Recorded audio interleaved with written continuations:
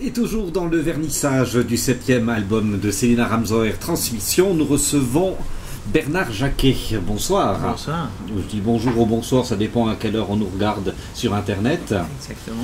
Vous êtes à l'intérieur de l'association Patouche. Juste. Et avant de commencer cette interview, est-ce que j'ose vous demander votre date de naissance? Exactement, je vois où il est en venir. Je suis né le 4 septembre 1966. Célina, votre date de naissance? 66. Incroyable. 4 septembre 1976. Bon, On vous dirait avez pas, le hein. même jour et vous avez une légère décennie de différence. Et on va fêter ensemble l'année prochaine. Minimum. Bah, prenez rendez-vous déjà, sortez vos agendas, Le 4 profitez, septembre. ça va être immortalisé. Et en 2013, vous avez réalisé un concert pour l'association Patouche. Et j'aimerais que vous m'expliquiez, Célina, qu'est-ce qui vous a rendu sensible à la cause que défend cette association? Ce qui me rend sensible, oui, c'est la cause elle-même, celle qui est de la protection des enfants. Je pense que c'est bien que ce soit toi d'abord qui explique en quoi consiste exactement l'association Patouche. Puis après, je pourrais développer, mais j'aimerais bien que... D'accord, on va Bernard mettre le cadre. explique. Alors, je pensais que vous alliez le faire, mais Non, parce que... Mais ce serait Côté-là. bien que ce soit tout. Bah oui, Célina. à C'est notre vrai, regard. un Non, mais moi, regard externe. mais moi, je peux expliquer pourquoi je suis sensible, parce que je trouve atroce le fait qu'on puisse imaginer qu'un seul enfant sur la planète puisse souffrir. Je veux dire, c'est incroyable, on est en 2015, et c'est un mal qu'on n'arrive toujours pas à éradiquer. Je parle de l'international, mais on est en Suisse, on est en Valais, et en Valais, on sait qu'il y a, Bernard pourra en parler mieux que moi, il y a des chiffres qui sont Incroyable. bah, il bouleversants. se trouve sur le site. Alors, Bernard, allons-y, on a parlé juste avant l'émission. Moi, j'étais surpris de trouver X milliers de cas. Donc là, c'était en Suisse romande, hein, je suppose. Oui. 9000 en ce qui concerne justement des attouchements sexuels au sein d'une famille, et puis après des cas de violence vis-à-vis des enfants, et là j'en avais 1900. Mais j'ai l'impression que ces chiffres, il faut les relativiser et les approcher différemment. Alors c'est à vous. Voilà, alors Patouche prévient la violence envers les enfants et les adolescents. Et c'est vrai que les statistiques de la Suisse romande disent qu'il y a 1400 enfants, généralement chaque année, qui sont abusés et victimes de toutes sortes de formes de violence. Les spécialistes s'accordent à dire que c'est le 10%. Ça veut dire qu'il y a 14 000 enfants en Suisse romande chaque année qui sont victimes de mauvais traitements ou d'abus. En Valais, les statistiques sont à 163 pour l'année passée, ce qui veut dire 1600 enfants environ. Alors c'est un chiffre juste incroyable, et c'est tellement incroyable qu'on ne peut pas ne pas faire quelque chose. Donc depuis combien d'années vous êtes investi à l'intérieur de cette cause? Alors depuis 2000, Patouche officiellement a été créé en 2004, on a fêté nos 10 ans l'année passée, et on essaye vraiment de faire changer les choses, de faire connaître cette problématique qui est une problématique importante. C'est environ, il y a 30 fois plus d'enfants victimes d'abus que d'enfants victimes de la route. Et Dieu sait ce qu'on fait, tout ce qui est bien, tout ce qu'on fait pour prévenir les accidents de la route. Et là, on a une problématique 30 fois supérieure, et on a de la peine à faire des choses importantes. On a de la peine à trouver des financements, on a de la peine à mettre la problématique sur la table. Alors on va prendre les choses les unes après les autres. Là on est dans la théorie. En pratique, vous avez commencé à agir à l'endroit où on le peut pour justement sensibiliser les enfants, c'est dans les écoles. Un enfant, c'est innocent. Un innocent, vous lui faites croire n'importe quoi. Vous lui dites, ça c'est normal, ben il va vous croire. Donc la première chose à faire, c'est à dire aux enfants quel est le danger. Qu'est-ce qui est normal, qu'est-ce qui n'est pas normal. Comme pour traverser la route. Il faut apprendre le danger pour pouvoir l'éviter. Mais si on n'en parle pas, comment voulez-vous éviter quelque chose que vous ne connaissez pas? Donc c'est ça l'idée, on va donner des cours dans les classes. Par qui sont développés ces cours? Parce que c'est une problématique tellement sensible qu'il faut, je pense, beaucoup de connaissances pédagogiques pour arriver à sensibiliser les enfants. Alors les cours ont été développés par l'association Patouche, ils répondent aux principaux critères de l'OFAS, l'Office fédéral des assurances sociales, qui a émis une recommandation scientifique à ce sujet. Les cours ont été développés donc par l'association Patouche, on a été validés par le département de l'instruction publique et nos cours sont reconnus. Patouche est aussi une ONG reconnue d'utilité publique. Donc tout ça, ça a été fait dans les règles de l'art et validé, checké par des scientifiques. Les cours sont dispensés par nos intervenants qui sont formés par l'association Patouche et ils vont dans les classes pour exposer ce problème-là aux enfants et les moyens d'éviter. Les classes toutes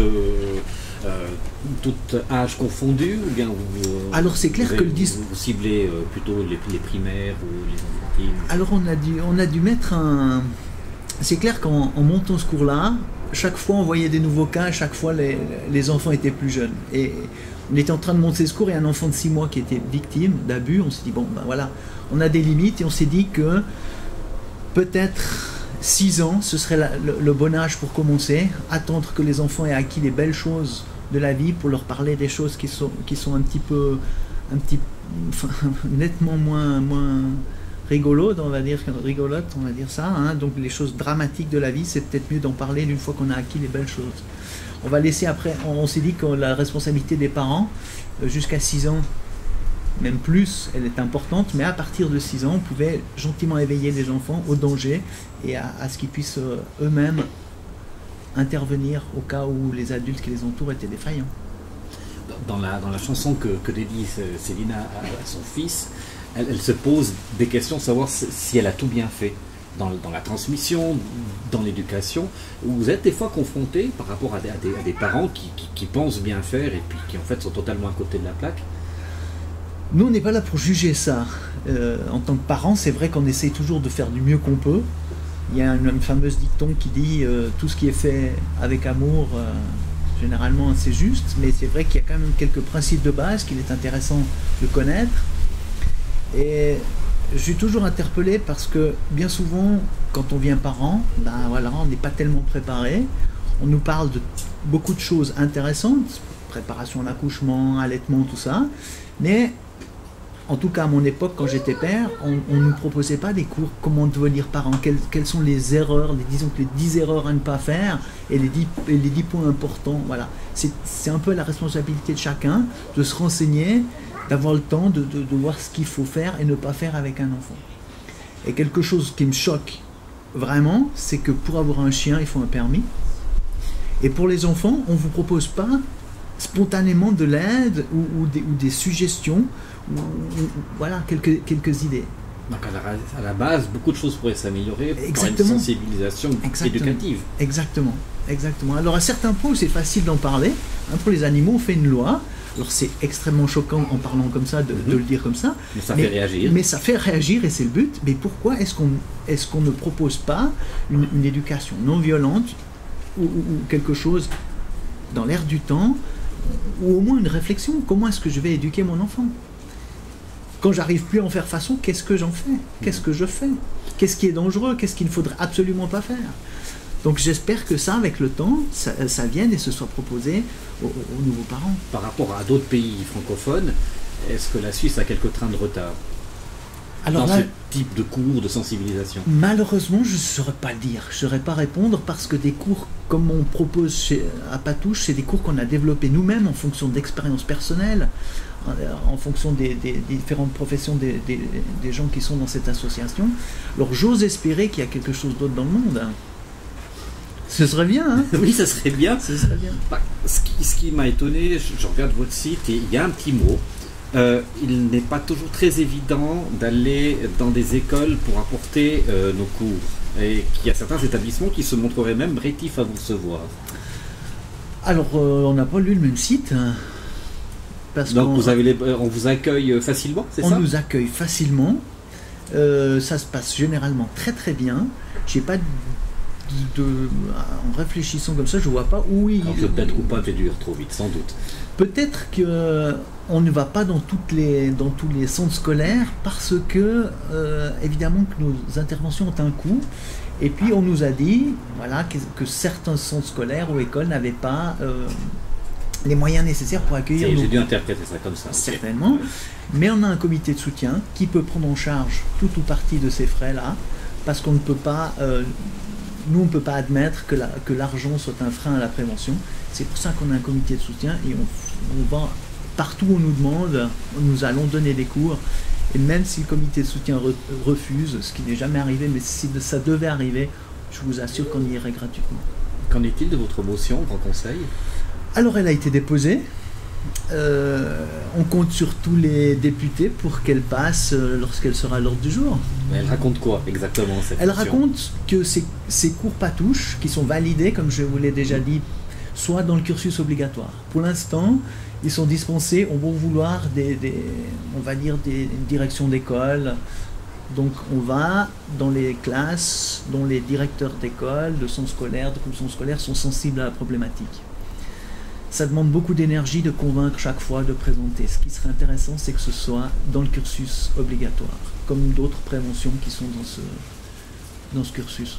Vous pouvez toucher du bois, là, juste à côté. Vous pensez que ça va rencontrer un écho favorable auprès de la classe politique et que, quelque part, ça va pouvoir avancer? Alors, cette motion a été déposée et signée par tous les partis politiques. J'ose espérer que les députés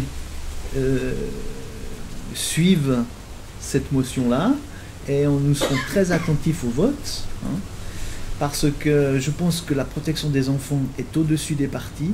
Je pense que chaque député doit avoir à cœur de défendre l'élément le plus faible de notre société. Alors Célina, je peux revenir maintenant vers vous, vu qu'on a posé un cadre on ne peut plus complet. À un moment, en 2013, quand vous avez fait ce concert, qui a approché qui? Est-ce que c'est Patouche qui a approché Célina ou c'est Célina qui s'est dit tiens, je pourrais faire quelque chose pour vous?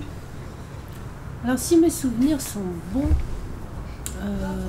j'avais reçu une publicité, je pense, via Internet de la part de Patouche et j'ai répondu spontanément et rapidement, alors que j'étais pas forcément censée le faire, en disant un truc de style, j'ai envie qu'on se rencontre, c'est un sujet qui me touche, rencontrons-nous, quoi. Il me semble que c'était ça le départ. On s'est rencontrés avec Bernard, on a parlé du fait de faire une soirée, un spectacle, mais tout de suite je lui ai dit, j'allais un peu à l'inverse de ce que je voulais faire. Je lui ai dit, tu sais, je suis pas sûre qu'en proposant en proposant un spectacle de Célina, on touche suffisamment de monde. Est-ce qu'on veut pas réfléchir à trouver quelque chose, il me semble, c'était ça. Hein. C'était ça, ouais. Et puis je lui ai dit, laissons les choses comme ça, on va trouver. Et entre-temps,